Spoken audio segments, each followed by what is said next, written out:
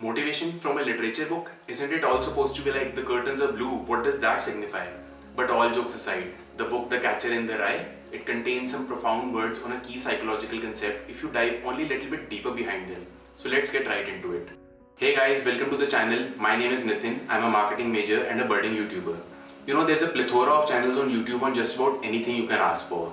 But I perceived a need for a central repository wherein you can find out not just more about books in general, but also about their actionable insights that you can apply in your personal and professional lives. I'm so happy to have founded a channel based on this idea. So hop on board and let's grow this community together. So how will this video play out? First, I'll be talking about who is this book for. Second, what is the book all about? And third, I'll be talking about the psychological concept that I've been referring to throughout this video. So who is this book for? Anyone who's looking for a classic literature read should definitely go for this book. Second, anyone who's looking for a somewhat arduous read like Old Man and the Sea, but which beautifully ties up together at the end, they should definitely read this book. So what is the book all about? The book The Catcher in the Rye, it's a coming of age story about a boy called Holden Caulfield. It's about 2 specific days in Holden's life. The book feels like you're reading his internal monologue as well as his conversations with the other characters in the book. Holden basically cherishes the innocence and the authenticity of childhood and rails against the phoniness of adult life. So what is the psychological concept that I've been referring to throughout this video? Locus of control is a psychological concept which refers to how strongly people believe that they have a control over their experiences and situations that affect their life.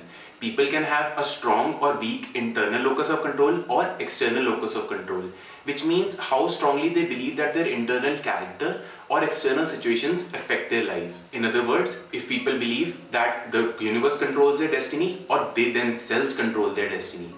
I'd like to talk about 2 examples from the YouTube space regarding this concept. First is Ali Abdaal and second Matt D'Avella.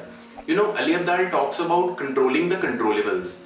So think about it as a corollary. I cannot control how many views this video will get, what will be the like versus dislike ratio, as well as how many subscribers my channel will get. But I can control on what I can do.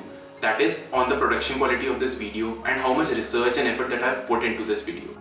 Second, I'd like to talk about Matt D'Avella's pinned tweet. He says, be so good that you don't have to worry about the algorithm. That is something to think about. Third, I'd like to talk about the revered American philosopher and psychologist William James. William James had a very difficult, trying and sickly life up until the age of 26 years. But at that age, he said something to himself which forever changed the trajectory of his life. He said, for whatever happens to me and my life in the next 1 year, I will be completely responsible for it. This is what Jocko Willink also says in his book Extreme Ownership, that you should take ownership of your life. Whatever happens to your life is because of you. Think about it. That's a very strong case for internal locus of control. I highly suggest that you look into these people's works as they have immensely impacted my life. Lastly, I would like to recite 4 passages from the book The Catcher in the Rye which were highly impactful. This fall I think you're riding for, it's a special kind of fall. A horrible kind. The man falling isn't permitted to feel or hear himself hit bottom. He just keeps falling and falling.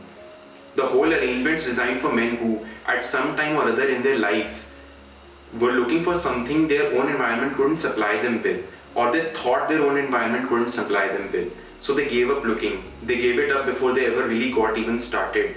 You follow me? I'm not trying to tell you, he said, that only educated and scholarly men are able to contribute something valuable to the world. It's not so. But I do say that educated and scholarly men, if they're brilliant and creative to begin with, which unfortunately is rarely the case, tend to leave infinitely more valuable records behind them than men who are merely brilliant and creative. They tend to express themselves more clearly and they usually have a passion for following their thoughts through to the end. And most important, 9 times out of 10, they have more humility than the unscholarly thinker. Do you follow me at all? Something else an academic education will do for you. If you go along with it any considerable distance, it will begin to give you an idea what size mind you have, what it will fit, and maybe what it won't. After a while, you will have an idea what kind of thoughts your particular size mind should be wearing. For one thing, it may save you an extraordinary amount of time trying on ideas that don't suit you, aren't becoming to you. You'll begin to know your true measurements and dress your mind accordingly. I think that one of these days, he said, you're going to have to find out where you want to go, and then you've got to start going there, but immediately. You can't afford to lose a minute, not you. Alright, so that wraps up our video. I hope it made a tangible impact on you. I'll be back again next week with another video. See you then. Peace.